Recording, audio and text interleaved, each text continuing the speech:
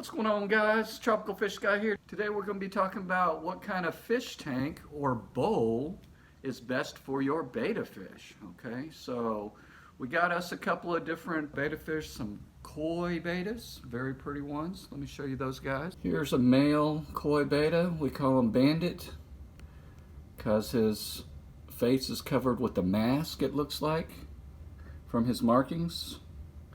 You'll be able to tell here. We've got them in about a gallon jar here. There you go, that's a little bit better. And then we got the female koi betta, really nice looking fish, in the same type of setup here. Now these are okay for temporary housing. We got tanks we're moving around. We got these bettas. You know the little jars that they come in, the little bitty cups. This is a big upgrade from that, but still not a permanent solution. They do need a little bit more room than this. I would say a little bit more than a gallon, but really it depends, right? Really depends on the type of fish tank slash container slash bowl, whatever you want to call it. The disadvantages of something this narrow, number one is the fish, the bettas, they actually do like to swim from side to side some, right, as you can see. And this kind of container for the long term doesn't give them the proper amount of room to swim. So the more narrower containers I wouldn't suggest. Of course, if it was big enough, of course, you can definitely do that. But we've got another possible solution is this pop container that we found, and that is a bit bigger. You can see there, a bit bigger. It's got a nice little top, which of course we probably wouldn't use, but it's got a nice, and I'll put a link to this in case you guys want to look at that. This runs about what, 15, 16 bucks, something like that at the store. I think this one was a 6-quart container. Yeah. So what is that, a gallon and a half? So you can see it's nice and clear container. If it was filled with water, it would hold considerably more water than this little vase here. But still, to me, I mean, it would be good. I mean, this would be okay to use, but still I would have the same problem as I did with this one, is you can't really, I mean, my problem with this one is, since there's no filter, it builds up this sludge, the slime at the very top. Same with this one, you could probably see this better. There's slime at the top. I have to change the water every couple of days, right? Don't want to do that. I don't really have time for that. So I was thinking, hey, maybe I can put a filter in there. Show you this again. I got this Box Tech super cheap China filter put together. It looks like this. Now, this hanging in here would look okay, but I tried that, and the water flow is too powerful for such a narrow container. It doesn't have too much surface area on the water. So that was out. I tried to get a mini sponge filter. So that's the smallest I can get. Sitting in the tank, it would still take up a bunch of room in the tank. So what I have concluded is this tank is not a good long-term situation. This container is not a good long-term situation. And for the same reason, this would not be either for me. So that's going into the kitchen. But what we did find, I think it'd be a good container, is one of these here. As you can see, this is actually, looks like a big specimen container, but this is actually a magazine holder, okay? And that holds about 2 gallons of water, but the best thing about it is that it gives a length of swimming room for the fish, for the betta to swim side to side, which they do like to do. And even if you've got a 2-gallon container here, compared to if this was like twice as tall, a 2-gallon container there, you're saying, hey, it's still 2 gallons, but no, it depends on the dimensions, right? You want to give them some swimming room. So in this situation, what we're going to do is we're going to fill this up. We're going to take one of these. We're going to do a comparison. How about that, guys? Sponge filter, hang on back filter, bam. Hang on back filter on one, and guess what, guys? Yep, we do have another one, bam. So, what are we gonna do here? We're gonna do the battle of the filters. How about that, to see which one works out best? So, on this side, we're gonna do a hang on back, the really tiny one. Let's see here. This one here, I'll put a link in the description below, but it's the cheapest one. I think that was like $10. And I got two, but I don't need two, I don't think. Depends on if it works better or not. But then, as you can see here, we're gonna do the little sponge filter, which will sit nicely in the corner and give filtration that way. And that would be like that, basically. So advantages, disadvantages, we'll see what the flow rate is on that. If it's too powerful, we'll have to can that, but you know, you can put a background on here. The disadvantage is that, or the advantage is that it only has one little thing coming into the tank. This one, it has to sit inside the tank. This one, it takes one plug into the plug, runs the filter, that's fine.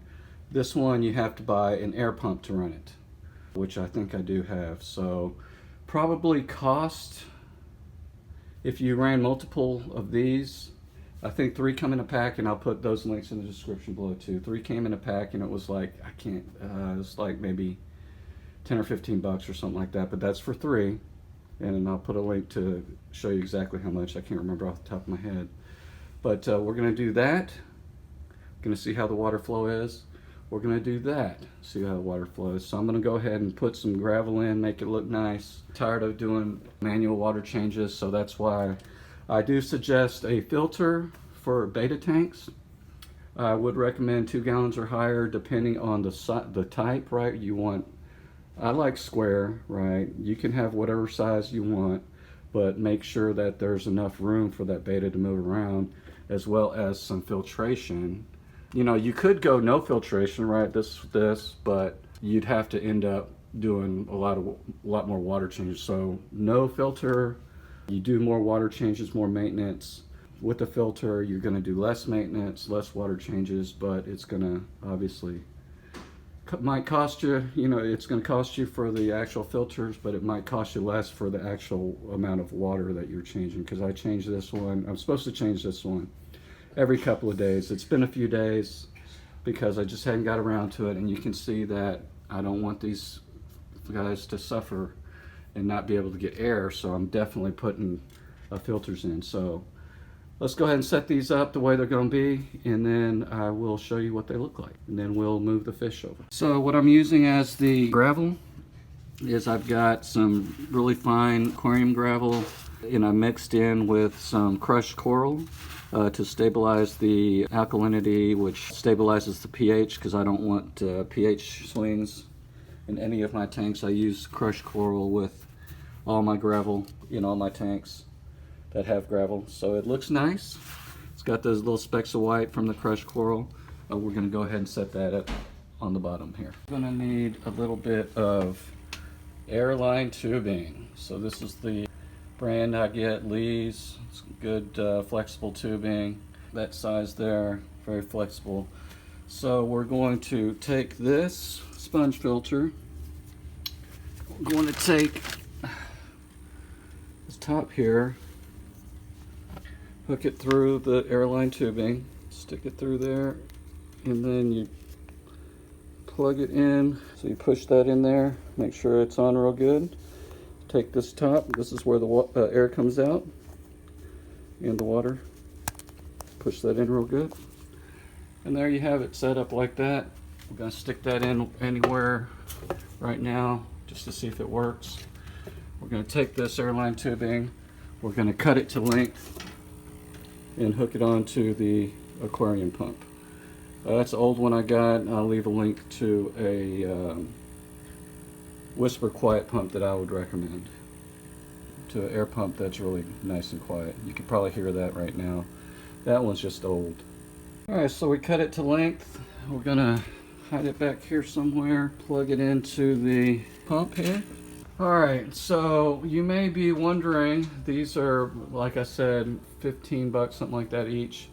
You may say to yourself, well, I can get 10-gallon tanks at the Petco dollar per gallon sale for 10 bucks. Yes, you could definitely do that, and that would completely work. My particular circumstance is that I need smaller tanks so that they would both fit. I don't know if I could fit two 10 gallons right there, but it would just be two 10-gallon fish tanks, right? We're trying to find, in my circumstance, a more, I guess, compact, elegant style instead of sitting two tanks next to each other, which would be works perfectly fine if that's what you like. But in this particular instance, I'm showing you a little bit of alternative to just sticking tanks on your furniture and making things kind of look classy. Maybe, hopefully we'll get that accomplished. But the sponge filter's in there. The hang-on back filter's in there. We got some gravel in both.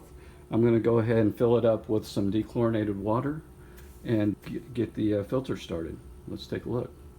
All right, as you can see, I filled the bowls up, tanks up with some water. I used the water that was already in the bowl and some fresh water. It'll clear up, especially with these filters. Now this filter here, the China filter, it's just a plain filter. It's got a little sponge at the very bottom, sucks up the water.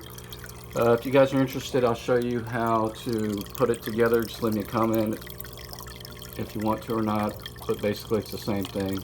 This right here does not work at all. It does not control the flow, doesn't turn it down, doesn't turn it up, so that's right here is worthless. This seems like, if you look up here, Bettas don't like flow at all. So it seems like this might be a little bit too strong, but I think he is managing okay. We'll keep an eye on it, but also, if you haven't seen my video on how to control the flow of a hang-on back filter, I'll put a link somewhere up here. But basically, you just cut out a water bottle and you stick it in there like so. So basically, you just stick it in the overflow. The water hits that piece of plastic and it kind of diffuses the water to where you can see that the water flow is dampened by that piece of plastic right there. It hits the plastic and it kind of diffuses, so he seems okay. Not much water flow. That will clear up. We'll add a plant or something, make it look nice. This on here is the same way. This looks a little bit strong, the water flow here, but we can easily fix this with a adjustable valve that I'll show you here maybe in another video. But that right there is good for now. We'll let these clear up and then I'll follow up with you on how they are doing. But that's going to be a lot better of a semi-permanent situation. 2 gallons, I guess you can be, it's a lot better than the little bowl that came in and a lot better than the little jars that I had. So this is a good situation. They can go back and forth. I mean, he's small compared to that, so he can go back and forth as well as up and down, or she, and then he can do the same thing. So I'll give you an update later on and show you how these guys are doing, and we'll compare the efficiency of the sponge filter versus the hang-on filter. Pretty much the same. Whatever you got is fine. I'm imagining they're both going to work just fine. The sponge filter, the disadvantage is it only does biological filtration, which means it builds up the bacteria. This one, it builds up the bacteria. It can do chemical filtration. You can put like carbon in there, and it also does mechanical filtration, which means it just filters out all the big pieces, like pieces of leaves, food, poop, that kind of thing, whereas the sponge filter does not. So more of a rounded purpose filter. It does more things, but mostly what you care about in this situation is the biological filtration, because the tanks, they do still need to cycle, they still need to build up bacteria. So when I set up any tank, any brand new tank, or even when I do water changes, I add some bacteria, live nitrifying bacteria. This is Fritzime number 7. I'll leave a link definitely when you're adding new fish, when you're getting new fish, when you're water changing, when you're especially when you're making new fish tanks for your fish. Save yourself a lot of time. I know a lot of people use it, a lot of people don't use it. There's camps saying it's great, camps saying it's terrible. But for me, I do like it. Fritz has been in business. They've been making this product for decades. I've been using it for decades. So you want to put on a new tank, you want to dechlorinate your water, which I did. Yeah, so a very important part is to dechlorinate the water you're putting in there. So I use the Prime dechlorinator. You can use any dechlorinator you want. I use Amolock, Amquel, Prime, whatever. In this particular instance, I had some Prime, so I'll leave a link in the description below. This is a very good dechlorinator. Other ones are too, but back to the Fritz sign, the bacteria kind of smells funky. Don't drip it on yourself like I just did, because it sometimes smells like sulfur. What did we say? The directions are 4 ounces for a new system, 4 ounces per 10 gallons. These are 2 gallons, so what is that, like half an ounce, something like that? And you can't overdose that. Well, it's very hard, I guess. You can't overdose this, so if you put more than you're supposed to, completely fine. As a matter of fact, it might help. But you'd shake it up real good, put it in a measuring cup, not like I'm going to do, but I'm just going to pour it in. It looks kind of pinkish, so there's about an ounce. And there's about an ounce.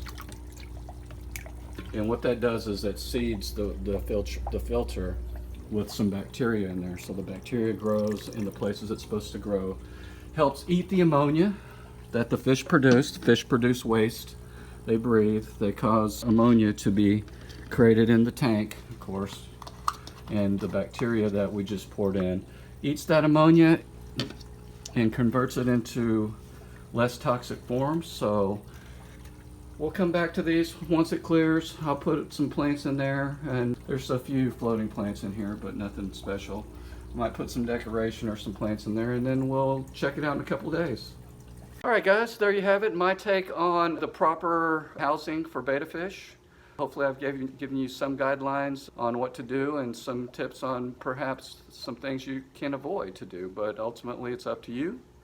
I would try to give your betta plenty of space to swim back and forth, up and down, and the size of the container does matter. For me, more of a swimming room is important as far as calculating versus the actual amount of gallonage, right? Most people say, oh, you can't have anything less than 2 gallons, 3 gallons, 5 gallons, whatever the people say, right?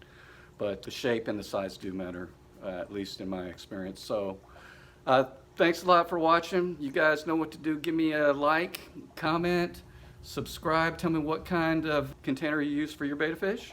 Question of the day.